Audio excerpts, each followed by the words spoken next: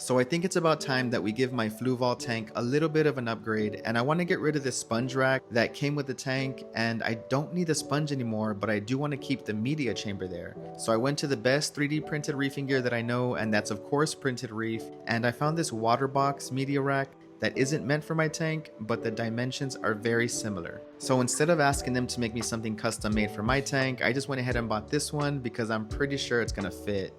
And here we are taking out the old sponge rack, and you can probably already tell why I don't want to deal with this thing anymore. And here's a new media rack that slides right in. So glad that I measured correctly, and if you're looking for anything for your reef tank, check the link in the bio, and I'll see you on the next one.